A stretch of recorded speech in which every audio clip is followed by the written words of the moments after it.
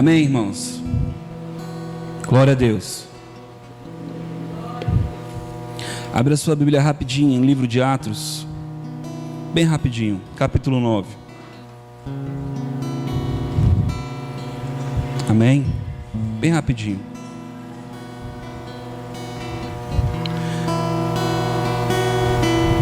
Essa noite eu fiquei até de madrugada assistindo um filme, sozinho, lá na minha casa. O pessoal foi embora.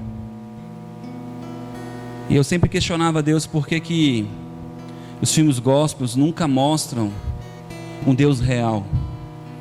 Sempre é um Deus que atua por meio da medicina, sempre é um Deus que atua por meio do financiamento. E por incrível que pareça, ontem eu assisti um filme em que falava de milagres, falava de prodígios, e o nome do filme é Eu Creio, né? E aparece uma criança no começo do filme, ela lê um texto das Escrituras, ao qual dizia: nós faríamos mais do que o Senhor Jesus fez, aquilo que Jesus fez nós faríamos mais. E aquela criança ousou crer, ela ousou abrir o coração para crer. E uma das coisas que muito me interessou e muito me intrigou foi que num dos diálogos que ela teve com o pastor, que aparece no filme, o pastor disse assim: Deus hoje faz diferente daquela época. E na verdade a criança disse: mas Ele está falando comigo, e o que Ele diz para mim ainda é verdadeiro. E aí o pastor olhou para ele e ele disse: Ele fala com você? Aí o menino disse: Ele fala comigo. E o pastor disse: faça tudo o que Ele está te pedindo. O que o pastor inicialmente disse para ele é que Deus falava de uma forma diferente, mas quando o menino confrontou ele e disse: mas eu ouço Ele, não sou eu que falo com Ele, mas é Ele que fala comigo. Nós precisamos sair do lugar onde nós estamos o tempo todo pedindo algo para Deus, o tempo todo pensando em algo e sempre clamando por algo. Mas precisamos entrar num lugar em Deus, onde nós vamos ouvir a voz de Deus, e Deus vai deixar de ser um Deus tão longe, porque muitos estão com um Deus tão longe, um Deus que não se preocupa comigo, um Deus que não ouve a minha oração, um Deus que olha para mim e me vê como um imundo, um pecador. E eu sempre digo: coitado de mim, se fosse por causa da minha santidade, coitado de mim se fosse por causa de eu não ter pecado. Hoje eu conversava com uma pessoa, e eu falei para ela, aleluia, e eu falei para ela bem assim: filha, sabe por que o diabo te toca? Ela: não, porque você confia na sua justiça, você confia na sua santidade. Você, antes de pregar, o que você faz? Você jejua? Ela: sim, eu jejuo e eu oro muito. Eu falei: tá aí. O problema é que você quer fazer algo na hora que você precisa para que Deus fale com você. Você não entende que o Senhor te ama e Ele está o tempo todo com você. Você não entende que Ele não está olhando para você e falando: nossa, essa me busca de verdade. Não. Sabe o que é buscar Deus de verdade? Buscar Deus de verdade é você abrir o coração para Ele dizer, como o pastor Caio disse: eu estou aqui, e eu abro o meu coração para ouvir o que o Senhor tem para mim. E eu quero falar com você a respeito de uma coisinha só. Eu estou fazendo essa introdução por causa de uma coisa, porque enquanto eu via aquele filme, Deus ministrava o meu coração. Eu sempre durmo ouvindo audiolivros, e aquilo que trouxe como lição no livro, no filme, eu escutei um versículo no livro que eu estava ouvindo e linkou. E eu passei o dia pensando nisso. E eu quero ministrar ao seu coração apenas uma coisa. Aquela criança chegou em casa, os pais dele riram dele e disseram: não seja fanático. Aí ele: pai, mas o que os cristãos fazem? Ele disse: os cristãos, aqueles que servem a Cristo, eles acham que só eles estão certos, e querem nos obrigar a fazer o que eles acham que é certo. E aí o menino, na sua simplicidade, disse: pai, mas e se eles estiverem falando a verdade? O senhor já parou para pensar nisso, pai? E se eles quiserem verdadeiramente trazer algo de verdade para você? Ele chegou na sua escola e começou a falar, e na escola, coincidentemente, eu não acredito que era coincidência, mas era Deus trazendo um momento de Deus se revelar àquela criança. E aquela criança, ela ministrou a sua família, ministrou uma outra família, ministrou ao pastor, ministrou a professora. Ela fez uma revolução naquele lugar. Uma criança que ousou ouvir a voz de Deus. E é interessante que ela não era aquele trovão, aquele choque, mas era algo que incomodava o coração dela, era algo que trazia ao coração dela uma certeza, e ela falava: eu acho que Deus quer falar comigo, eu acho que Deus está falando comigo. E ela não tinha uma convicção, mas era algo que não era dela, era algo que não era egoísta. E a professora começou a falar dos religiosos que matavam as pessoas, que destruíam as pessoas por causa da sua crença, os fanáticos que matavam as bruxas. E o menino disse: mas não é isso que eu tenho lido que Jesus ensinava.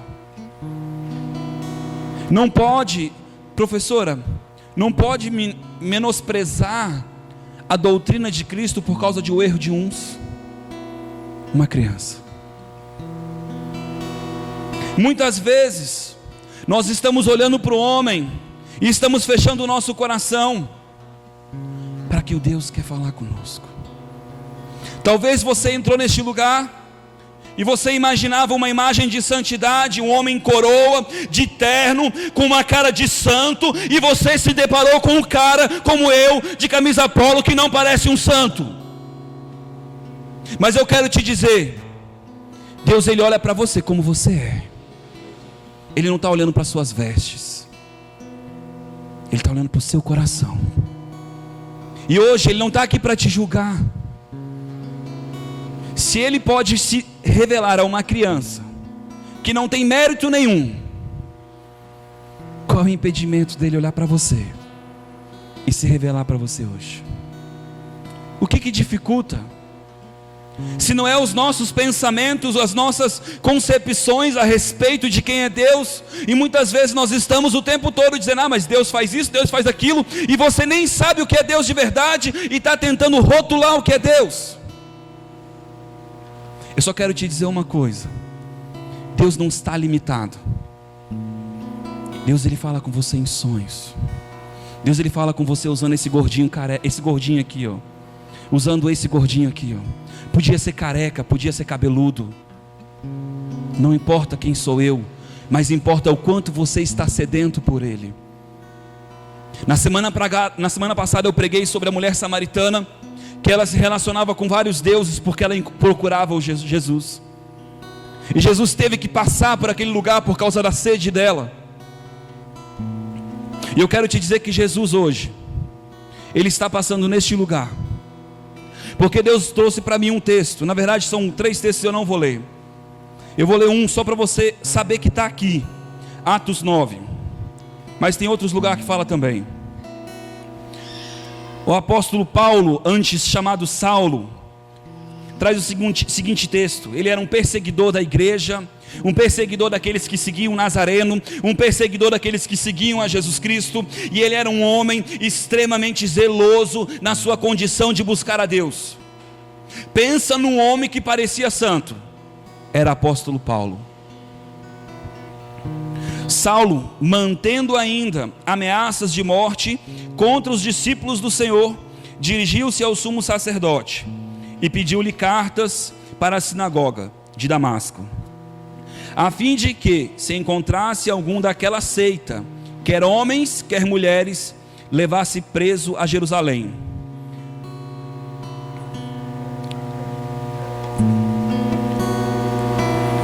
Aproximou-se dele Damasco,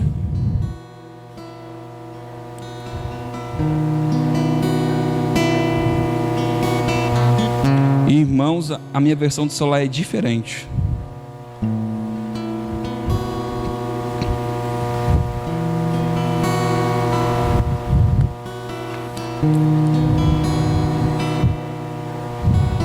Aleluia.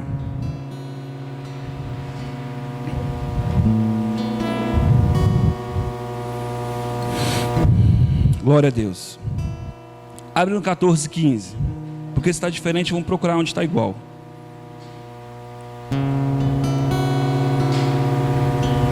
Aleluia.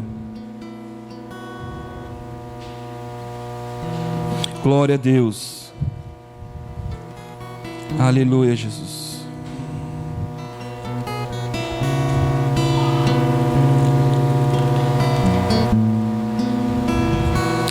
Senhores, por que fazeis essas coisas? Nós também somos homens como vós, sujeitos às mesmas paixões.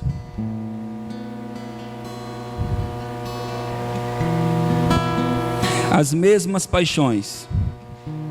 E vos anunciamos que vos converteis dessas vaidades ao Deus vivo, que fez o céu e a terra, o mar e tudo que há nele, o qual nos tempos passados deixou de andar todas as nações em seu próprio caminho. Olha só, em seu próprio caminho, as pessoas andavam segundo os seus pensamentos. Isso é algo que vocês vivem ouvindo eu falar, sim ou não? Segundo a sua própria sua doutrina, sua forma de pensar, sua forma de enxergar o mundo. E nós esquecemos que o nosso mundo é muito limitado, porque ele está restrito ao nosso meio. Amém? Mas olha só que interessante.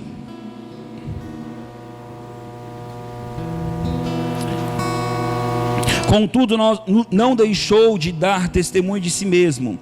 Ele mostrou misericórdia, dando-vos chuvas do céu e colheita em sua própria estação, enchendo-se de mantimento e de alegria os vossos corações, dizendo: isso com dificuldade impediram que as multidões lhe oferecessem sacrifício.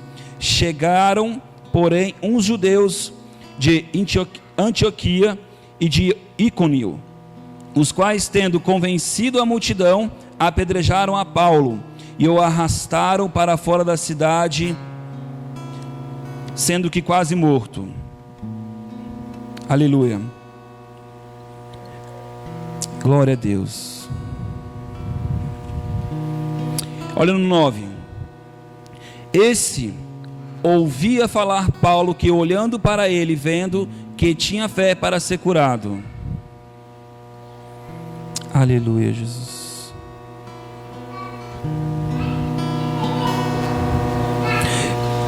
Capítulo 1, irmãos, diz assim, ó, agora vou ler na minha Bíblia, não do celular.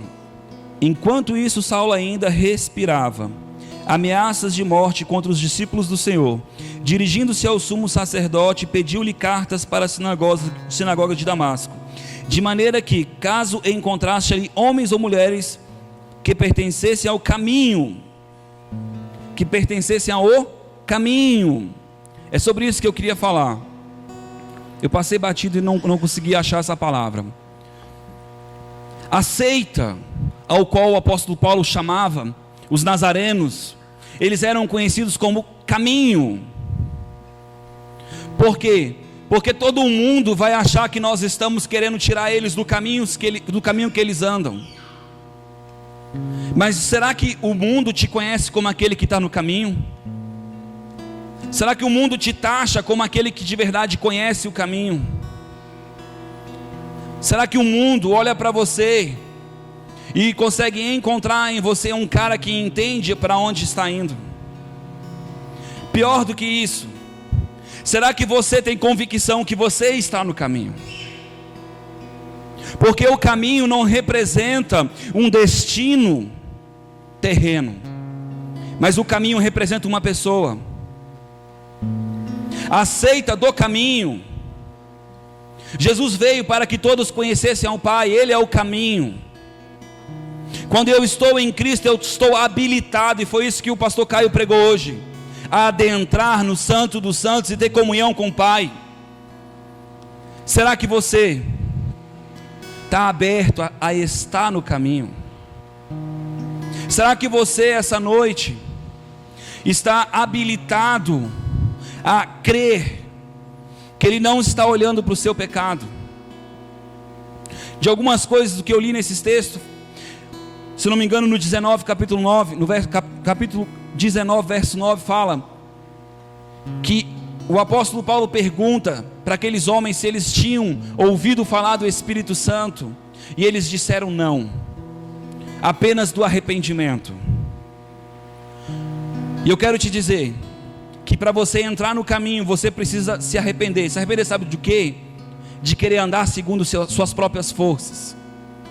Se arrepender de querer entender o céu com essa mente medíocre que é a sua. Desculpa, mas a nossa mente é muito medíocre para poder compreender o que é Deus. Um dia um cara perguntou para o Kennedy Hagin, um homem usado por Deus extremamente, e ele falou assim: olha cara, você acha que conhece Deus? Você acha que conhece todas as coisas de Deus? Sabe o que ele disse? Simples assim. Ele disse: eu não tenho essa vaidade. Se eu conhecesse Deus, Ele não era Deus. Se eu conhecesse os segredos de Deus, Ele não era Deus. Eu conheço o que Ele quer revelar a mim.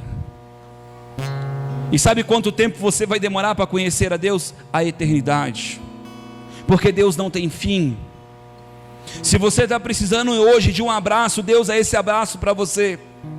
Se você está precisando hoje de um afago, um carinho, Deus é esse afago e esse carinho. Se você está precisando que Deus hoje tire as cicatrizes da tua vida, esse é Deus que quer se revelar para você. Deus, Ele é ilimitado, mas você precisa querer estar no caminho. Você precisa querer ser aquele que está no caminho. É tão lindo o que Deus fez por nós, que Ele chama Jesus de sábado, o sabate, o descanso de Deus para o homem. Deus tem um descanso para você. Ele diz que nós entraríamos na Sião verdadeira, Cristo, a terra da promessa, a terra que mana leite e mel, o lugar onde você vai se deliciar da presença de Deus. Não tem coisa que eu mais adoro, irmãos, do que dobrar o meu joelho em casa, e quando eu sinto o fogo de Deus vindo sobre mim, eu digo: Senhor, Tu estás aqui. E eu quero dizer que isso não é um privilégio meu, porque eu quero dizer que o mesmo Deus que está na minha casa está com você. O mesmo Deus que anda comigo, Ele anda com você. A Bíblia diz que o Espírito Santo está sobre toda a terra, tentando convencer o mundo, não os santos, mas o mundo, de que Ele é o Senhor. Por isso não endureça o seu coração, por isso não feche o seu coração para o amor de Deus, para a bondade de Deus. Entre no caminho, confesse: Senhor, eu ainda não sei muita coisa, eu ainda não entendo muita coisa, sou mesmo duro, às vezes sou até babaca, Senhor. Não sei você, mas eu já disse isso para Deus. Deus, às vezes eu sou babaca, eu sou duro, sou orgulhoso, topetudo, mas obrigado por me amar. Obrigado por sempre abrir oportunidade, Senhor, para que eu consiga fazer a coisa certa. Obrigado, Senhor, porque se eu estou vivo, o Senhor ainda me deu a oportunidade de mudar. O Senhor me deu a oportunidade de mudar pessoas e ajudar pessoas. E eu quero te dizer que o mesmo Deus que tenta mudar a minha vida, me fazer mais perto do Senhor, quer fazer você ter uma comunhão com Ele. Eu conversava com o Caio sobre isso. Eu amo a vida da Catherine Kuhlman, uma pregadora evangelista de cura. Sabe por quê, irmãos? Porque ela se escondia em Deus, e ela dizia: Catherine Kuhlman não cura ninguém. Só que milhares e milhares de pessoas que iam assistir o seu culto saíam curados. Sabe por quê? Porque lá tinha um altar. E eu quero te dizer que o altar hoje é você. Você é o altar de Deus. Aonde quer que você vá, você vai levar a presença de Deus, porque você é o caminho de Deus. Ele diz que Cristo é a luz, mas Ele veio como luz para que você fosse luz. Luz para as nações. Ele disse: veio resgatar a glória que um dia era nossa e agora nós temos, para que nós hoje manifestássemos a glória dele. Manifeste a glória do Pai. Conversávamos hoje sobre uma pessoa que trabalha numa farmácia, vende remédios, e quando ela viu alguém enfermo, ela disse: eu preciso orar, a preço de perder o emprego. O que é mais importante? O seu emprego? Coitado de você. Você não sabe o que é o amor do Pai. Você não sabe o que é o cuidado de Deus pela sua vida. Você não sabe a comitiva de anjos que andam em volta de você, guardando a sua vida, para que você não pereça. Você não sabe. Enquanto você dorme inofensivo, o demônio está tentando tragar a tua vida, os anjos te guardando, te livrando de sonhos, te livrando de ele te enforcar à noite. A minha esposa já acordou à noite com um demônio grudado no pescoço dela, tentando matar ela.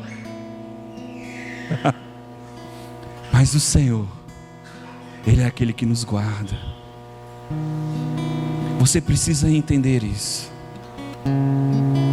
O Senhor é quem nos guarda. E eu não podia sair essa noite. O fato é que eu não queria hoje pregar. E eu estou até meio atrapalhado hoje. Mas eu quero que você entenda. A união faz a força, é verdade, irmãos. Eu quero que vocês entendam. Eu preciso que vocês entendam que é o Senhor. É o Senhor que quer se revelar a você. Eu não quero que você saia daqui dizendo assim: esse cara prega muito, esse cara não prega nada. Não. Eu quero que você saia daqui e diga: hoje Deus falou comigo. Eu preciso enxergar e entender o que Deus está querendo falar comigo. Eu preciso abrir o meu coração para esse novo tempo de Deus na minha vida. Não importa qual é o teu emprego, não importa qual é a tua posição, não importa qual é o lugar que você está alocado hoje. Eu quero te dizer que quando você está em Deus, Ele te coloca em lugares estratégicos. Era uma criança no filme, e ela influenciou pessoas e pessoas. Não tinha emprego, não tinha apoio, não tinha conhecimento, mas tinha Deus. Um coração sincero. Tenha um coração sincero. E eu quero te dizer, Jesus morreu para que tu fosse justo. E o salmista disse: eu nunca vi um justo mendigar o pão, mendigar a comida. Tu és justo nele, porque ele te faz justo. E ele diz: eu tenho cuidado de vós. Amém, irmãos? Eu queria